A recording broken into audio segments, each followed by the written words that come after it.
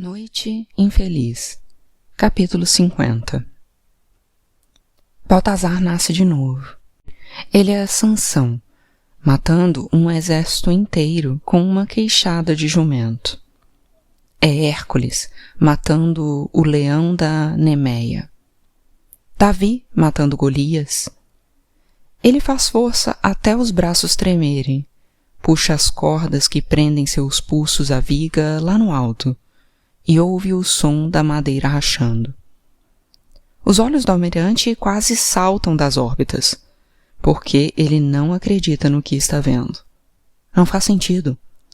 Um homem não pode ser tão poderoso, especialmente um que tenha sido tão maltratado.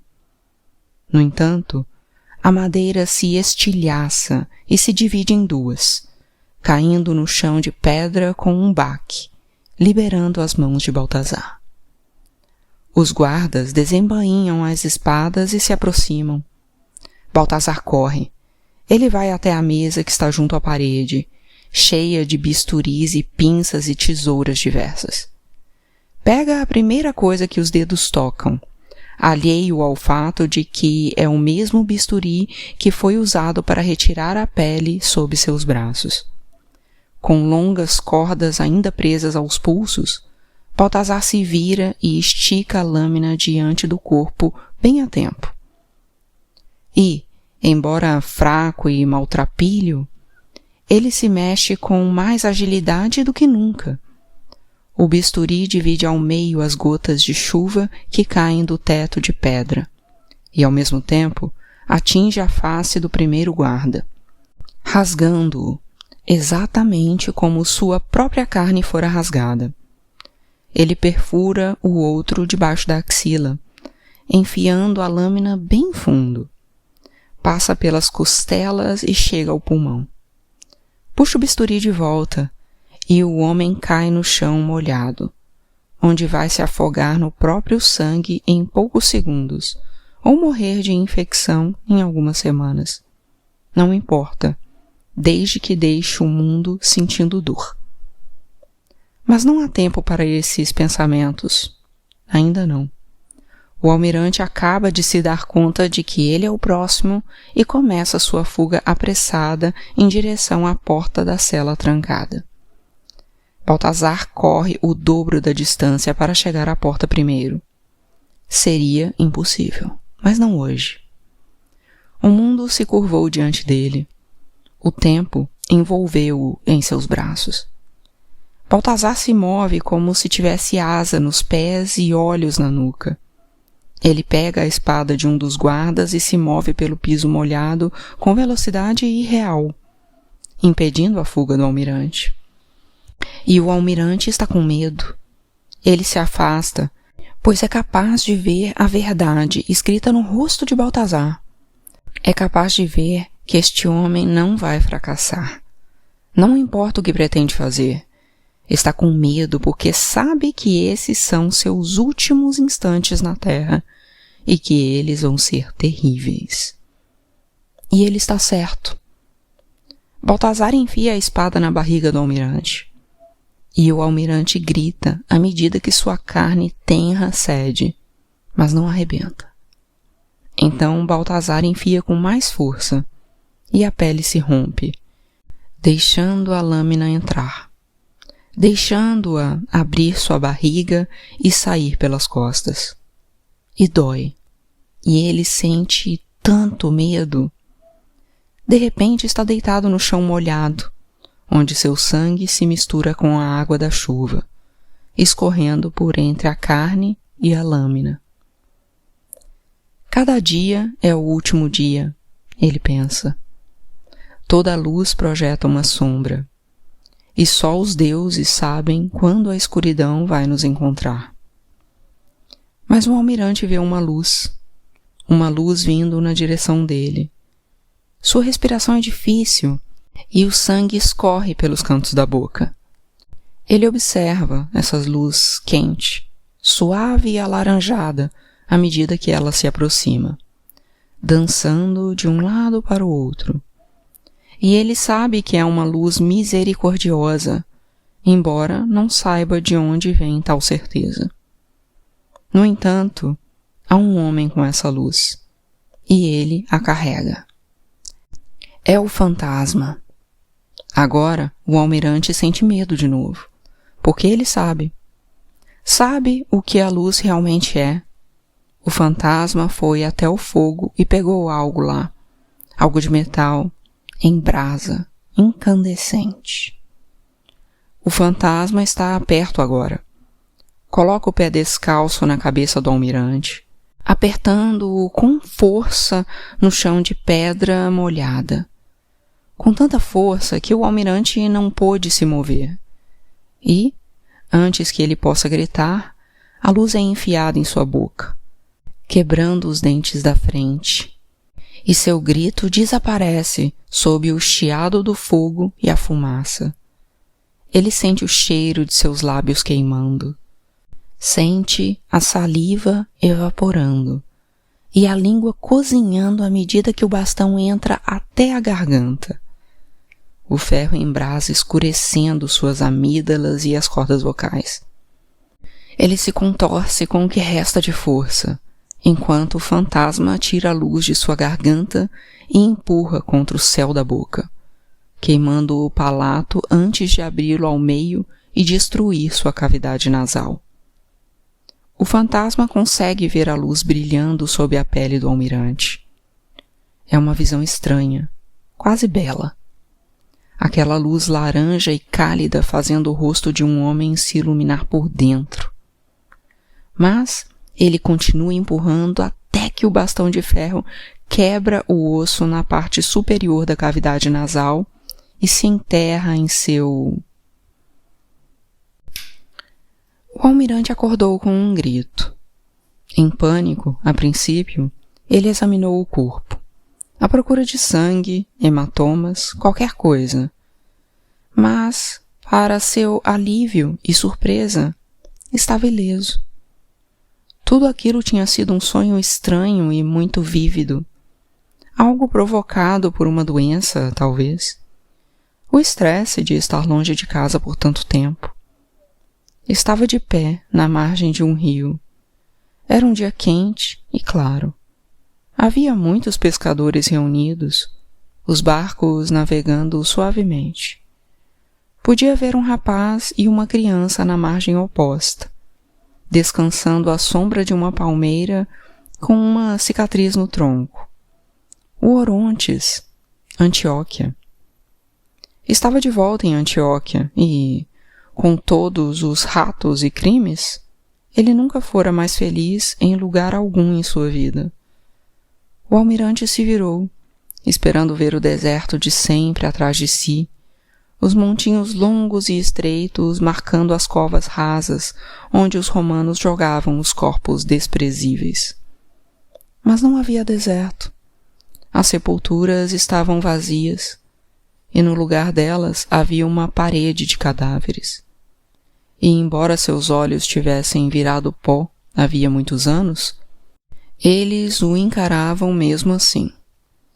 Estavam esperando por ele, esperando para recebê-lo no terreno baldio que chamavam de casa havia tanto tempo. Um lugar em que não havia tempo. E estavam lado a lado, formando um semicírculo que se fechava ao redor dele até tocar as duas margens do rio, cercado por todos os injustamente mortos de Antioquia. E lá, no centro da multidão de corpos retorcidos e exangues, havia um homem diferente de todos os outros. Um homem diferente de qualquer um que o almirante já tivesse visto. Um homem de asas. Ele era bom e bonito, e o almirante começou a chorar, pois sabia, de alguma forma ele sabia exatamente quem era aquele homem e o que faria. Ele chorava e tremia, pois estava certo de que não havia nada que pudesse fazer para detê-lo. E o pior de tudo, sabia que merecia. O homem de asas caminhou para a frente e tomou o almirante com cuidado em seus braços. E eles partiram. partiram para o mar do tempo e do espaço, o universo inteiro refletindo em sua superfície reluzente. Partiram para o lugar onde os mortos queimam para sempre. E Maria e José, assim que ouvem o trinco se abrindo, instintivamente se encolhem na parede da cela escura e protegem o bebê com seus corpos. Sela se levanta, determinada a morrer lutando contra o que quer que entre pela porta. Cada centímetro de seu corpo está doendo e sangrando. As mãos estão algemadas. Mas eles não vão levar este bebê sem lutar. De jeito nenhum. Ouvem o rangido da porta se abrindo e a silhueta única e impossível se revela. A alegria e a surpresa do reencontro é inimaginável e as correntes são retiradas. Reunido novamente, o grupo correu pelo corredor que dava voltas ao longo da masmorra, tentando ficar em silêncio o máximo possível, apesar dos 5 centímetros de água da chuva que se acumulava no chão, tentando encontrar uma fresta de luz que lhes indicasse o caminho e fugindo dos gritos que aumentavam na escuridão atrás deles. Alguém dera o alarme, e em breve cada uma das passagens do palácio seriam fechadas. Precisavam de mais um milagre. E, por um momento, Baltazar achou que tinha conseguido. A luz do dia. Mais à frente, depois daquela próxima curva. Ele conduziu os outros depressa e em silêncio pela curva. Assim que chegaram ao final, Baltazar parou. Havia um soldado romano bloqueando seu caminho, com a espada desembainhada. Atrás dele, a promessa da luz do dia. A luz da tocha da masmorra reluzia no capacete meticulosamente polido, no peitoral e na espada. Estava esperando por eles. Pôncio Pilatos. Baltazar ficou parado, com a espada firme na mão direita, o braço esquerdo estendido, protegendo Maria e o bebê atrás de si. Os 2 homens se encararam, sombrios e determinados, ambos assassinos. Seus dedos se ajeitaram no cabo das espadas, esperando o menor movimento do outro, esperando o ataque, mas ele não veio. Satisfeito que Baltazar não fosse tentar derrubá-lo ali mesmo, os olhos de Pilatos se voltaram para os outros fugitivos. Os pais do bebê, apavorados. A mulher que os abrigara, que arriscara a vida para salvá-los e que, sozinha, invalidara ao menos 2 de meus homens. E o fantasma da Antioquia, que mesmo agora arriscava a vida para protegê-los, quando poderia facilmente ter escapado sozinho.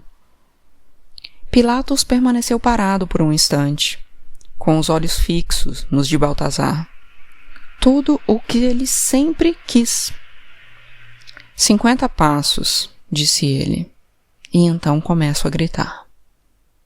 Com isso, ele baixou a espada, passou por eles e desapareceu no corredor escuro. Até o momento em que soltasse seu último suspiro, Pilatos jamais compreenderia por que tinha feito aquilo. Tudo o que tinha que fazer era pedir ajuda e teria se tornado um herói. Tinha sido o fato de ter presenciado Baltazar ser torturado? Fora o desejo de ver o rei fantoche da Judéia ser humilhado? Ou tinha sido apenas porque não gostava da ideia de assassinar recém-nascidos? Qualquer que fosse o motivo, ele esteve com a glória que tanto almejara bem em suas mãos, e a deixara escapar. Simples assim. Era uma decisão que iria moldar sua vida de maneiras que ele não poderia entender. E aquela não seria a última vez que a enfrentaria. Cerca de 3 décadas depois, Pôncio Pilatos iria reencontrar o menino novamente, em Jerusalém, e mais uma vez sentiria uma estranha compulsão para poupar sua vida. Mas então ele iria fracassar. O grupo de 5 fugitivos passou pelo portão do palácio junto ao mar e ingressou na tempestuosa e cinzenta varanda, onde as gotas de chuva batiam no mármore com um ruído contínuo e quase reconfortante. Com a chuva e o alarme dado no palácio, a varanda permanecia momentaneamente livre de guardas. Baltazar tinha uma decisão a tomar e, apesar de seu cansaço e da dor de tirar o fôlego que sentia nos músculos expostos dos braços, precisava tomá-la nos próximos segundos.